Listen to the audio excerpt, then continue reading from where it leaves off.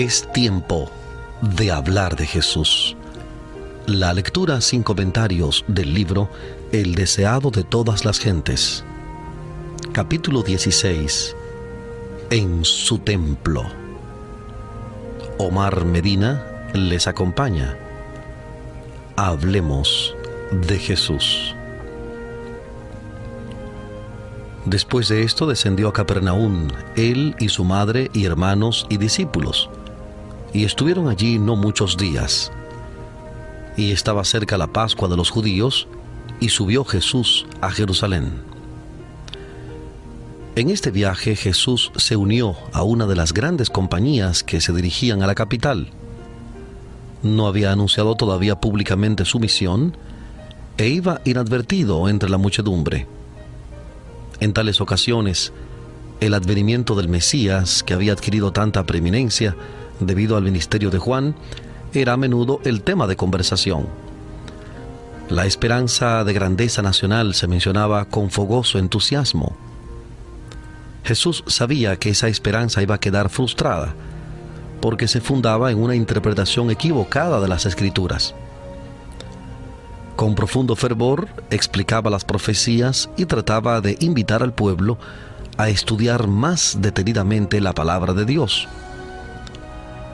Los dirigentes judíos habían enseñado al pueblo que en Jerusalén se les indicaba cómo adorar a Dios. Allí durante la semana de Pascua se congregaban grandes muchedumbres que venían de todas partes de Palestina y aún de países lejanos. Los atrios del templo se llenaban de una multitud promiscua. Muchos no podían traer consigo los sacrificios que habían de ser ofrecidos en representación del gran sacrificio. Para comodidad de los tales, se compraban y vendían animales en el atrio exterior del templo. Allí se congregaban todas las clases del pueblo para comprar sus ofrendas. Allí se cambiaba el dinero extranjero por la moneda del santuario. Se requería que cada judío pagase anualmente medio ciclo como el rescate de su persona, como dice Éxodo capítulo 30, versículos 12 al 16, Éxodo 30, 12 al 16. Y el dinero así recolectado se usaba para el sostén del templo. Además de eso, se traían grandes sumas como ofrendas voluntarias que eran depositadas en el tesoro del templo. Y era necesario que toda moneda extranjera fuese cambiada por otra que se llamaba el ciclo del templo, que era aceptado para el servicio del santuario. El cambio de dinero daba oportunidad al fraude y la extorsión, y se había transformado en un vergonzoso tráfico que era fuente de renta para los sacerdotes. Los negociantes pedían precios exorbitantes por los animales que vendían, y compartían sus ganancias con los sacerdotes y gobernantes, quienes se enriquecían así a expensas del pueblo. Se había enseñado a los sacerdotes a creer que si no se ofrecían sacrificios, la bendición de Dios no descansaría sobre sus hijos o sus tierras. Así se podía obtener un precio elevado por los animales, porque después de haber venido de tan lejos, la gente no quería volver a sus hogares sin cumplir el acto de devoción para el cual había venido. En ocasión de la Pascua se ofrecía gran número de sacrificios y las ventas realizadas en el templo eran muy cuantiosas. La confusión consiguiente daba la impresión de una ruidosa feria de ganado, más bien que del sagrado templo de Dios. Podían oírse voces agudas que regateaban, el mugido del ganado vacuno, los balidos de las ovejas, el arrullo de las palomas, mezclado con el ruido de las monedas y de disputas airadas. La confusión era tanta que perturbaba a los adoradores, y las palabras dirigidas al Altísimo quedaban ahogadas por el tumulto que invadía el templo. Los judíos eran excesivamente orgullosos de su piedad. Se regocijaban de su templo y consideraban como blasfemia cualquier palabra pronunciada contra él. Eran muy rigurosos en el cumplimiento de las ceremonias relacionadas con él, pero el amor al dinero había prevalecido sobre sus escrúpulos. Apenas se daban cuenta de cuán lejos se habían apartado del propósito original del servicio instituido por Dios mismo. Cuando el Señor descendió sobre el monte Sinaí, ese lugar quedó consagrado por su presencia. Moisés recibió la orden de poner límites alrededor del monte y santificarlo, y se oyó la voz del Señor pronunciar esta amonestación: guárdense, no suban al monte ni toquen a su término. Cualquiera que tocar el monte de seguro morirá. No le tocará mano, mas será apedreado o asaeteado, sea animal o sea hombre, no vivirá. Éxodo capítulo 19, versículos 12 y 13. Éxodo 19, 12 y 13. Así fue enseñada la lección de que donde quiera que Dios manifieste su presencia, este lugar es santo. Las dependencias del templo de Dios debieran haberse considerado sagradas. Pero en la lucha para obtener ganancias, todo esto se perdió de vista. Los sacerdotes y gobernantes eran llamados a ser representantes de Dios ante la nación. Debieran haber corregido los abusos que se cometían en el atrio del templo. Debieran haber dado a la gente un ejemplo de integridad y compasión. En vez de buscar sus propias ganancias, debieran haber considerado la situación y las necesidades de los adoradores, y debieran haber estado dispuestos a ayudar a aquellos que no podían comprar los sacrificios requeridos. Pero no obraban así. La avaricia había endurecido sus corazones. Acudían a esta fiesta los que sufrían, los que se hallaban en necesidad de angustia. Estaban allí los ciegos, los cojos, los sordos. Algunos eran traídos sobre camillas. Muchos de los que venían eran demasiado pobres para comprarse la más humilde ofrenda para Jehová, o aún para comprarse alimentos con que satisfacer el hambre. A todos ellos les causaban gran angustia las declaraciones de los sacerdotes. Estos se jactaban de su piedad, aseveraban ser los guardianes del pueblo, pero carecían en absoluto de simpatía y compasión. En vano los pobres, los enfermos, los moribundos pedían su favor. Sus sufrimientos no despertaban piedad en el corazón de los sacerdotes. Al entrar Jesús en el templo, su mirada abarcó toda la escena. Vio las transacciones injustas. Vio la angustia de los pobres que pensaban que sin derramamiento de sangre no podían ser perdonados sus pecados. Vio el atrio exterior de su templo convertido en un lugar de tráfico profano. El sagrado recinto se había transformado en una vasta lonja. Cristo vio que algo debía hacerse. Habían sido impuestas numerosas ceremonias al pueblo, sin la debida instrucción acerca de su significado. Los adoradores ofrecían sus sacrificios sin comprender que prefiguraban al único sacrificio perfecto, y entre ellos, sin que se les reconociese ni honrase, estaba aquel al cual simbolizaba todo el ceremonial. Él había dado instrucciones acerca de las ofrendas, comprendía su valor simbólico y veía ahora que habían sido pervertidas y mal interpretadas. El culto espiritual estaba desapareciendo rápidamente. Ningún vínculo unía a los sacerdotes y gobernantes con su Dios.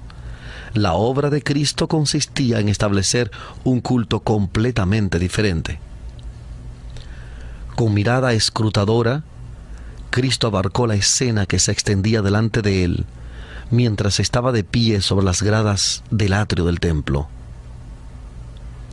Con mirada profética vio lo futuro, abarcando no solo años, sino siglos y edades. Vio cómo los sacerdotes y gobernantes privarían a los menesterosos de su derecho y prohibirían que el evangelio se predicase a los pobres. Vio cómo el amor de Dios sería ocultado de los pecadores y los hombres traficarían con su gracia.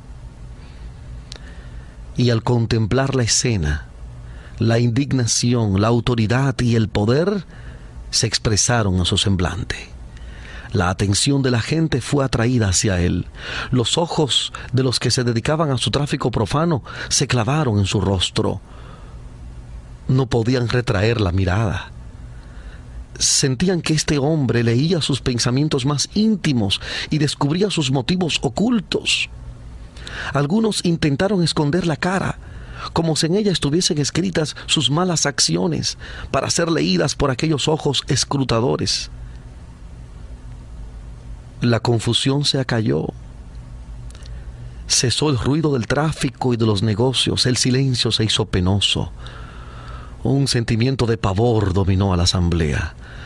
Fue como si hubiese comparecido ante el tribunal de Dios para responder de sus hechos. Mirando a Cristo, todos vieron la divinidad que fulguraba a través del manto de la humanidad. La majestad del cielo estaba allí, como el juez que se presentará en el día final. Y aunque no la rodeaba esa gloria que la acompañará entonces, tenía el mismo poder de leer el alma. Sus ojos recorrían toda la multitud, posándose en cada uno de los presentes. Su persona parecía elevarse sobre todos con imponente dignidad, y una luz divina iluminaba su rostro. Habló, y su voz clara y penetrante, la misma que sobre el monte Sinaí había proclamado la ley que los sacerdotes y príncipes estaban transgrediendo, se oyó repercutir por las bóvedas del templo: «Quiten de aquí esto, y no hagan la casa de mi padre casa de mercado».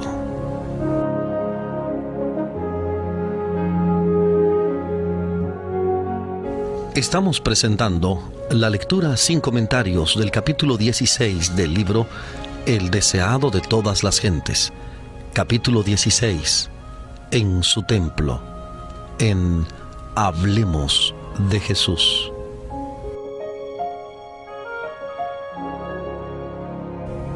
Descendiendo lentamente de las gradas y alzando el látigo de cuerdas que había recogido al entrar en el recinto, ordenó a la hueste de traficantes que se apartase de las dependencias del templo. Con un celo y una severidad que nunca manifestó antes, derribó las mesas de los cambiadores. Las monedas cayeron y dejaron oír su sonido metálico en el pavimento de mármol. Nadie pretendió poner en duda su autoridad.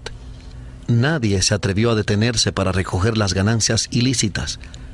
Jesús no los hirió con el látigo de cuerdas, pero en su mano el sencillo látigo parecía ser una flamígera espada. Los oficiales del templo, los sacerdotes especuladores, los cambiadores y los negociantes en ganado huyeron del lugar con sus ovejas y bueyes, dominados por un solo pensamiento, el de escapar a la condenación de su presencia. El pánico se apoderó de la multitud, que sentía el predominio de su divinidad. Gritos de terror escaparon de centenares de labios pálidos. Aún los discípulos temblaron. Les causaron pavor las palabras y los modales de Jesús, tan diferentes de su conducta común. Recordaron que se había escrito acerca de él: «Me consumió el celo de tu casa». Salmo 69:9. Libro de Salmos, capítulo 69, versículo 9. Pronto la tumultuosa muchedumbre fue alejada del templo del Señor con toda su mercadería. Los atrios quedaron libres de todo tráfico profano, y sobre la escena de confusión descendió un profundo y solemne silencio. La presencia del Señor, que antiguamente santificara el monte, había hecho sagrado el templo levantado en su honor. En la purificación del templo, Jesús anunció su misión como Mesías y comenzó su obra. Aquel templo, erigido para morada de la presencia divina, estaba destinado a ser una lección objetiva para Israel y para el mundo. Desde las edades eternas, había sido el propósito de Dios que todo ser creado, desde el resplandeciente y santo serafín hasta el hombre, fuese un templo para que en él habitase el Creador. A causa del pecado, la humanidad había dejado de ser templo de Dios. Ensombrecido y contaminado por el pecado, el corazón del hombre no revelaba la gloria del ser divino. Pero por la encarnación del Hijo de Dios se cumple el propósito del cielo. Dios mora en la humanidad, y mediante la gracia salvadora, el corazón del hombre vuelve a ser su templo. Dios quería que el templo de Jerusalén fuese un testimonio continuo del alto destino ofrecido a cada alma. Pero los judíos no habían comprendido el significado del edificio que consideraban con tanto orgullo. No se entregaban a sí mismos como santuarios del Espíritu Divino. Los atrios del templo de Jerusalén, llenos del tumulto de un tráfico profano, representaban con demasiada exactitud el templo del corazón, contaminado por la presencia de las pasiones sensuales y de los pensamientos profanos. Al limpiar el templo de los compradores y vendedores mundanales, Jesús anunció su misión de limpiar el corazón de la contaminación del pecado, de los deseos terrenales, de las concupiscencias egoístas, de los malos hábitos que corrompen el alma. Vendrá a su templo el Señor a quien ustedes buscan, y el ángel del pacto a quien desean ustedes. Y aquí viene, ha dicho Jehová de los ejércitos. ¿Y quién podrá sufrir el tiempo de su venida? ¿O quién podrá estar cuando Él se mostrará? Porque Él es como fuego purificador y como jabón de lavadores. Y sentarse ha para afinar y limpiar la plata, porque limpiará a los hijos de Leví, los afinará como a oro y como a plata. Libro de Malaquías, capítulo 3, versículos 1 al 3. Malaquías 3, 1 al 3. ¿No saben que son templo de Dios y que el Espíritu de Dios mora en ustedes? Si alguno violare el templo de Dios, Dios destruirá al tal, porque el templo de Dios, el cual son ustedes, santo es. Primera de Corintios 3, 16 y 17. Primera de Corintios 3, 16 y 17. Ningún hombre puede de por sí echar las malas huestes que se han posesionado del corazón. Solo Cristo puede purificar el templo del alma, pero no forzará la entrada. No viene a los corazones como antaño a su templo, sino que dice: he aquí que yo estoy a la puerta y llamo. Si alguno oyere mi voz y abriere la puerta, entraré a él. Apocalipsis 3:20. Apocalipsis 3:20. Él vendrá no solamente por un día, porque dice: habitaré y andaré en ellos, y ellos serán mi pueblo. Él sujetará nuestras iniquidades y echará en lo más profundo del mar todos nuestros pecados. Segunda de Corintios 6:16 y Miqueas 7:19. Segunda de Corintios 6:16 y Miqueas 7:19. Su presencia limpiará y santificará el alma, de manera que pueda ser un templo santo para el Señor y una morada de Dios en virtud del Espíritu. Efesios 2, 21 y 22. Efesios 2, 21 y 22. Dominados por el terror, los sacerdotes y príncipes habían huido del atrio del templo y de la mirada escrutadora que leía sus corazones. Mientras huían, se encontraron con otros que se dirigían al templo y les aconsejaron que se devolvieran, diciéndoles lo que habían visto y oído. Cristo miró adelante a los hombres que huían, compadeciéndose de su temor y de su ignorancia de lo que constituía el verdadero culto. En esta escena veía simbolizada la dispersión de toda la nación judía por causa de su maldad e impenitencia. ¿Y por qué huyeron los sacerdotes del templo? ¿Por qué no le hicieron frente? El que les ordenaba que se fuesen era hijo de un carpintero, un pobre Galileo, sin jerarquía ni poder terrenales. ¿Por qué no le resistieron? ¿Por qué abandonaron la ganancia tan mal adquirida y huyeron a la orden de una persona de tan humilde apariencia externa?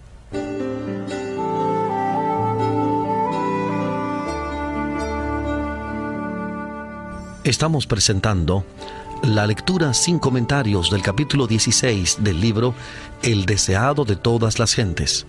Capítulo 16. En su templo.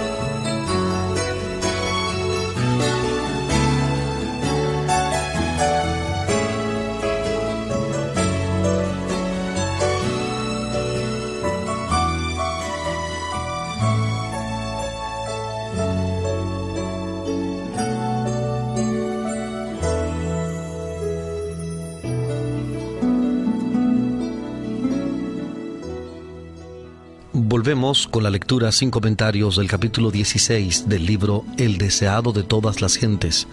Capítulo 16. En su templo. En Hablemos de Jesús.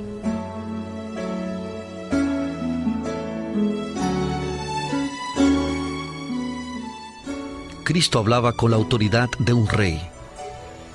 Y en su aspecto y en el tono de su voz había algo a lo cual no podían resistir. Al oír la orden se dieron cuenta, como nunca antes, de su verdadera situación de hipócritas y ladrones. Cuando la divinidad fulguró a través de la humanidad, no solo vieron indignación en el semblante de Cristo, se dieron cuenta del significado de sus palabras. Se sintieron como delante del trono del juez eterno, como oyendo su sentencia para ese tiempo y la eternidad. Por el momento quedaron convencidos de que Cristo era profeta y muchos creyeron que era el Mesías. El Espíritu Santo les recordó vívidamente las declaraciones de los profetas acerca del Cristo. ¿Cederían a esta convicción? No quisieron arrepentirse.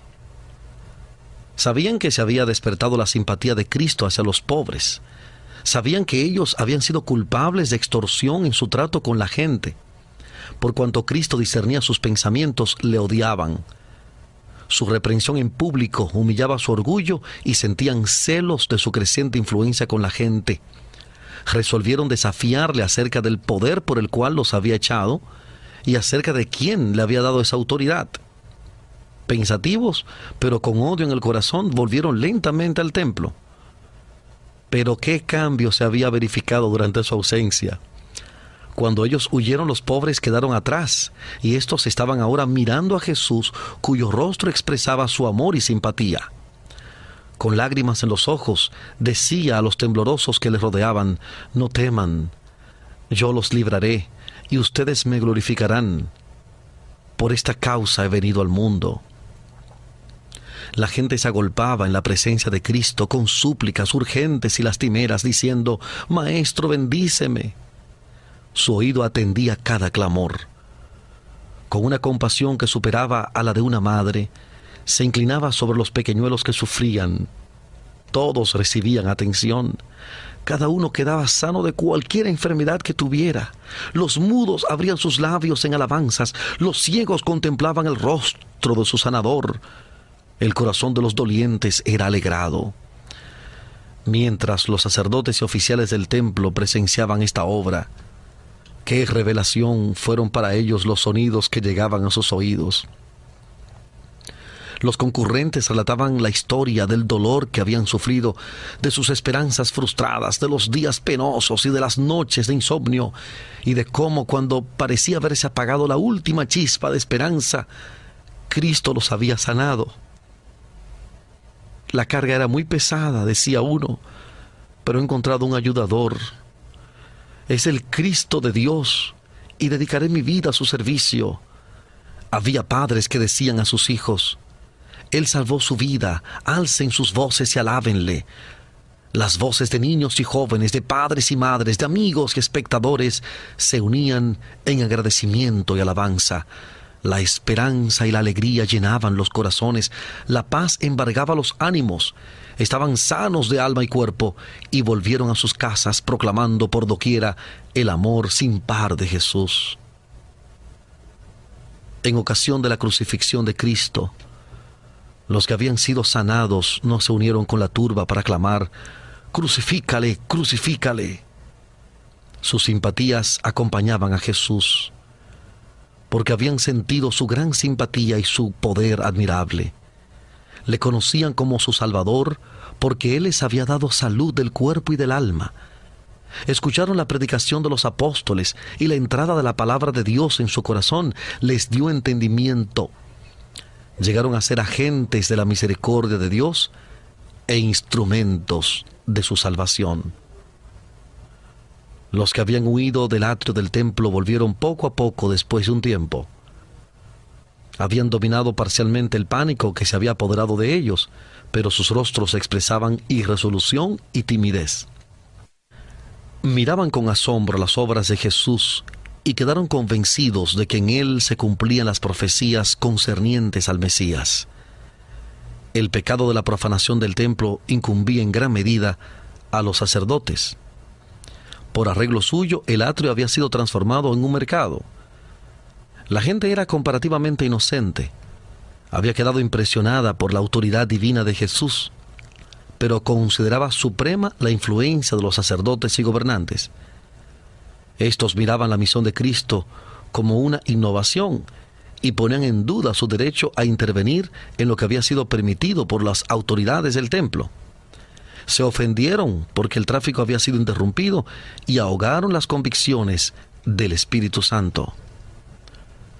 Sobre todos los demás, los sacerdotes y gobernantes debieran haber visto en Jesús al ungido del Señor, porque en sus manos estaban los rollos sagrados que describían su misión, y sabían que la purificación del templo era una manifestación de un poder más que humano. Por mucho que odiasen a Jesús, no lograban librarse del pensamiento de que podía ser un profeta enviado por Dios para restaurar la santidad del templo.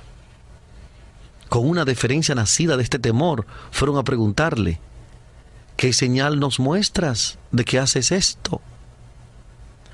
Jesús les había mostrado una señal.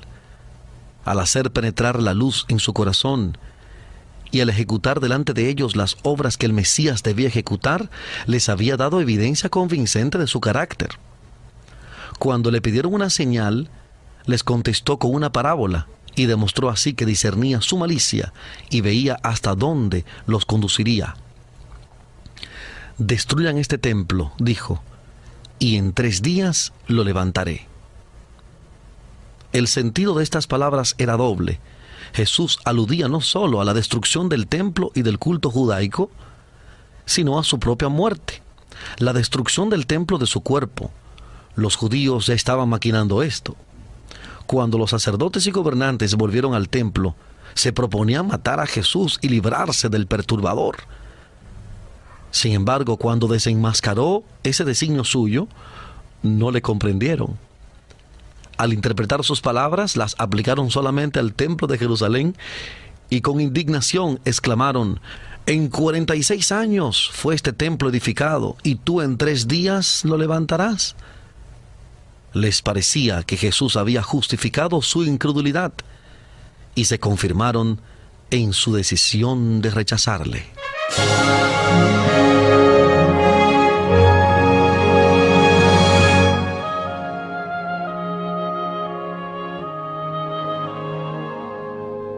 Cristo no quería que sus palabras fuesen entendidas por los judíos incrédulos, ni siquiera por sus discípulos en ese entonces. Sabía que serían torcidas por sus enemigos y que las volverían contra él. En ocasión de su juicio, iban a ser presentadas como acusación y en el Calvario les serían recordadas con escarnio. Pero el explicarlas ahora habría dado a sus discípulos un conocimiento de sus sufrimientos y les habría impuesto un pesar que no estaban capacitados para soportar. Una explicación habría revelado prematuramente a los judíos el resultado de su prejuicio e incredulidad. Ya habían entrado en una senda que iban a seguir constantemente hasta que le llevaran como un cordero al matadero. Estas palabras de Cristo fueron pronunciadas por causa de aquellos que iban a creer en Él. Sabía que serían repetidas, siendo pronunciadas en ocasión de la Pascua, llegarían a los oídos de millares de personas y serían llevadas a todas partes del mundo. Después que hubiese resucitado a los muertos, su significado quedaría aclarado. Para muchos serían evidencia concluyente de su divinidad. A causa de sus tinieblas espirituales, aún los discípulos de Jesús dejaron con frecuencia de comprender sus lecciones. Pero muchas de estas lecciones les fueron aclaradas por los sucesos subsiguientes. Cuando ya no andaba con ellos, sus palabras sostenían sus corazones. Con referencia al templo de Jerusalén, las palabras del Salvador, «destruyan este templo y en 3 días lo levantaré», tenían un significado más profundo que el percibido por los oyentes. Cristo era el fundamento y la vida del templo. Sus servicios eran típicos del sacrificio del Hijo de Dios. El sacerdocio había sido establecido para representar el carácter y la obra mediadora de Cristo. Todo el plan del culto de los sacrificios era una predicción de la muerte del Salvador para redimir al mundo. No habría eficacia en estas ofrendas cuando el gran suceso al cual señalaran durante siglos fuese consumado. Puesto que toda la economía ritual simbolizaba a Cristo, no tenía valor sin él. Cuando los judíos sellaron su decisión de rechazar a Cristo entregándole a la muerte, rechazaron todo lo que daba significado al templo y sus ceremonias. Su carácter sagrado desapareció, quedó condenado a la destrucción. Desde ese día, los sacrificios rituales y las ceremonias relacionadas con ellos dejaron de tener significado. Como la ofrenda de Caín, no expresaban fe en el Salvador. Al dar muerte a Cristo, los judíos destruyeron virtualmente su templo. Cuando Cristo fue crucificado, el velo interior del templo se rasgó en dos de alto a bajo, indicando que el gran sacrificio final había sido hecho y que el sistema de los sacrificios rituales había terminado para siempre. En 3 días lo levantaré. A la muerte del Salvador, las potencias de las tinieblas parecieron prevalecer y se regocijaron de su victoria. Pero del sepulcro abierto de José, Jesús salió vencedor. Despojando a los principados y las potestades, los sacó a la vergüenza en público, triunfando de ellos en sí mismo. Colosenses 2:15. Colosenses 2:15. En virtud de su muerte y resurrección, pasó a ser ministro del santuario y de aquel verdadero tabernáculo que el Señor asentó y no hombre. Hebreos 8:2. Hebreos 8:2. Los hombres habían construido el tabernáculo y luego el templo de los judíos, pero el santuario celestial, del cual el terrenal era una figura, no fue construido por arquitecto humano. He aquí el varón cuyo nombre es Vástago. Él edificará el templo de Jehová, y él llevará gloria y se sentará y dominará en su trono, y será sacerdote en su solio. Zacarías 6:12 y 13. Zacarías 6:12 y 13. El ceremonial de los sacerdotes que había señalado a Cristo pasó, pero los ojos de los hombres fueron dirigidos al verdadero sacrificio por los pecados del mundo. Cesó el sacerdocio terrenal, pero miramos a Jesús, mediador del nuevo pacto, y a la sangre del esparcimiento que habla mejor que la de Abel. Aún no estaba descubierto el camino para el santuario, entre tanto que el primer tabernáculo estuviese en pie. Mas estando ya presente Cristo, pontífice de los bienes que habían de venir, por el más amplio y más perfecto tabernáculo no hecho de manos, por su propia sangre entró una sola vez en el santuario, habiendo obtenido eterna redención. Hebreos capítulo 12, versículo 24, Hebreos 12, 24 y 9, 8 al 12, y Hebreos 9, 8 al 12. Por lo cual puede también salvar eternamente a los que por él se llegan a Dios, viviendo siempre para interceder por ellos. Hebreos capítulo 7, versículo 25. Hebreos 7, 25. Aunque el ministerio había de ser trasladado del templo terrenal al celestial, aunque el santuario y nuestro gran sumo sacerdote fuesen invisibles para los ojos humanos, los discípulos no habían de sufrir pérdida por ello. No sufrirían interrupción en su comunión, ni disminución de poder por causa de la ausencia del Salvador. Mientras Jesús ministra en el santuario celestial, es siempre por su Espíritu el ministro de la iglesia en la tierra. Está oculto a la vista, pero se cumple la promesa que hiciera al partir: He aquí yo estoy con ustedes todos los días hasta el fin del mundo. Mateo capítulo 28, versículo 20. Mateo 28, 20. Aunque delega su poder a ministros inferiores, su presencia vivificadora está todavía con su iglesia. Y como dice Hebreos capítulo 4, versículos 14 al 16, Hebreos 4, 14 al 16, por tanto, teniendo un gran pontífice, Jesús, el Hijo de Dios, retengamos nuestra profesión, porque no tenemos un pontífice que no se pueda compadecer de nuestras flaquezas, mas tentado en todo según nuestra semejanza, pero sin pecado. Lleguémonos pues confiadamente al trono de la gracia, para alcanzar misericordia y hallar gracia para el oportuno socorro.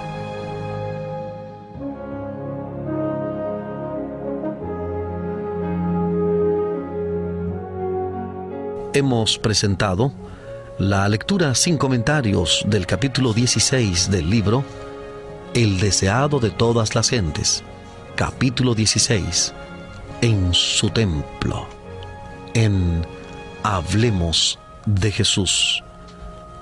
Omar Medina les agradece la fina gentileza de la atención dispensada.